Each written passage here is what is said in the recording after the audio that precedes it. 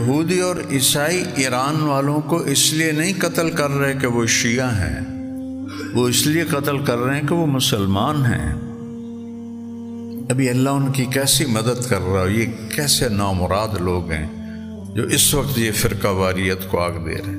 ہمارا اختلاف ہے، رہے گا، امہات العقائد میں ہے، لیکن ابھی وہ اس لیے نہیں مارے جا رہے کہ شیعہ ہیں، وہ اس لیے مارے جا رہے ہیں کہ وہ مسلمان سمجھتے ہیں۔ تو اللہ کے واسطے بیٹھا کبھی اس گندگی میں نہ پڑو، اس گندگی میں نہ پڑو۔ میرے نبی نے منافقوں کو سینے سے لگا کے رکھا، بریلیوں سے تمہیں نفرت، شیعوں سے تمہیں نفرت، اہل حدیث سے تمہیں نفرت، دیوبندی اہل حق نبیوں کے قریب قریب، باقی سارے جہنم کا ایندھن۔ کیا تم ظلم کرتے ہو؟ اللہ کی رحمت کو کیوں بند کرتے ہو؟ پتہ نہیں کس کی کیا ادا، ایک ذرہ ایمان بھی کسی کے اندر ٹک گیا، جنت اس کے لیے واجب ہوگی۔ جہنم، میں نے ابھی بتایا، جہنم کی آگ سے کسی کو نکالا جائے اور دنیا کی آگ میں ڈال دیا جائے تو وہ اس میں گہری نیند سو جائے گا۔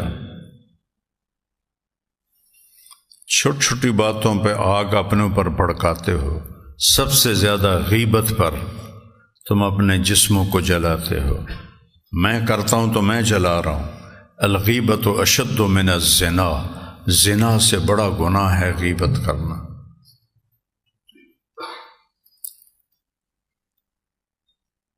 نفرت کرنا، ذرا غور کرنا، ان الذین فرقوا دین اللہ یا دینہم، اللہ نے فرقہ واریت کو اپنا دین ہی نہیں قبول کیا۔ ان الذین فرقوا دینہم، جنہوں نے اپنے دین کو فرقہ واریت میں بدل دیا، لست منہم فی شیء، آپ کو ان سے کوئی تعلق نہیں۔ اس وقت غزہ میں ہزاروں بچے، بڑے بوڑھے، ہمارا تو قتل ہو تو شہید ہوتا ہے، جنتی ہوتا ہے، شہر کو کھنڈر بنا دیا۔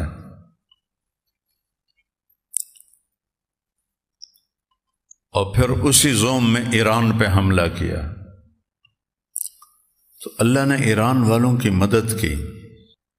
یہودی اور عیسائی ایران والوں کو اس لیے نہیں قتل کر رہے کہ وہ شیعہ ہیں، وہ اس لیے قتل کر رہے ہیں کہ وہ مسلمان ہیں۔ ان الذین فرقوا دینہم، جنہوں نے اپنے دین کو فرقہ بنا لیا۔ اللہ نے کہا میرا دین یہ ہے ہی نہیں، میں تاریخ کا طالب علم ہوں۔ جب مغلیہ سلطنت آئی، جنہوں نے 350 سال حکومت کی، تو ہمایوں بیمار ہو گیا اور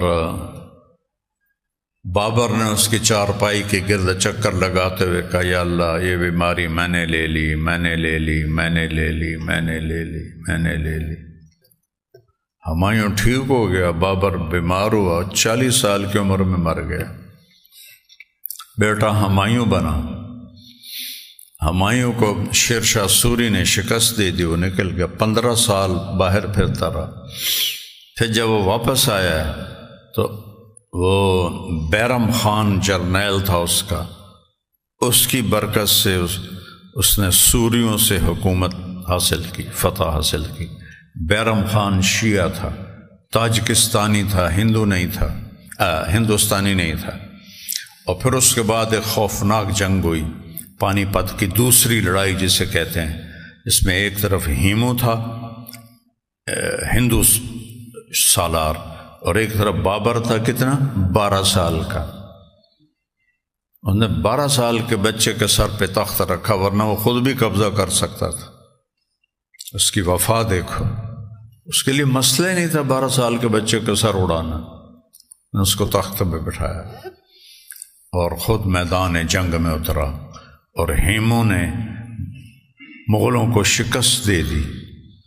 بھاگنے لگے تھے کہ ایک مغل سپاہی کا تیر ہیمو کی آنکھ میں لگا، وہ ہاتھی پہ بیٹھا تھا، وہ جو گرا تو اس کے گرتے ہی ہندو بھاگنے لگے اور مغل واپس آنے لگے، تو اللہ تعالیٰ نے فتح نصیب فرمائی اور اہل السنت والجماعت کی حکومت 350 سال قائم رہی۔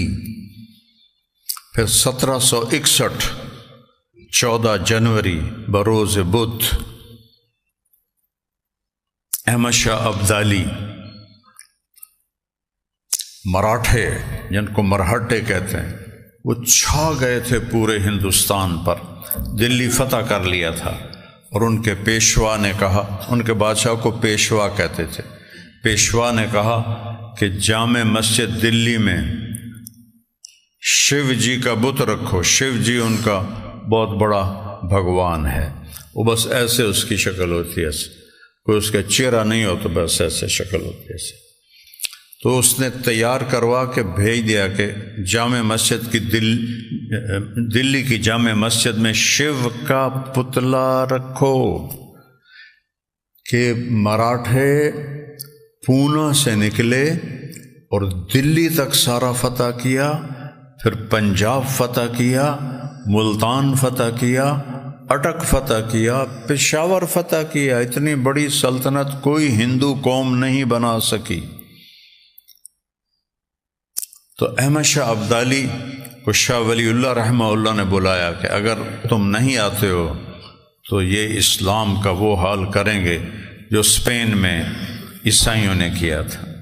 اس سے پہلے 4 دفعہ احمد شاہ ابدالی آیا ہے، لوٹ مار کرنے آیا ہے، اور بے دردی سے اس نے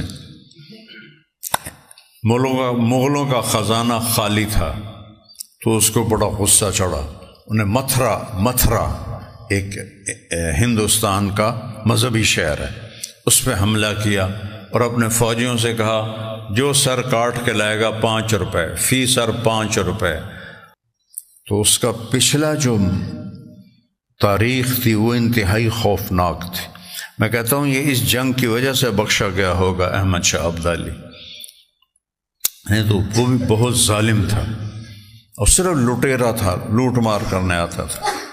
اس دفعہ وہ شاہ ولی اللہ کی دعوت پہ آیا، 30,000 اس کے پاس کل لشکر تھا، 1.5 لاکھ مراٹھوں کا لشکر تھا، 10,000 اس کا بیٹا لے کر آیا پنجاب سے، اس کا نام تھا تیمور، اور روہیل کھنڈ کا سردار نواب نجیب الدولہ 10,000 وہ لشکر لے کر آیا، تو کتنے ہو گئے؟ 50۔ اب بھی 1 لاکھ کا فرق۔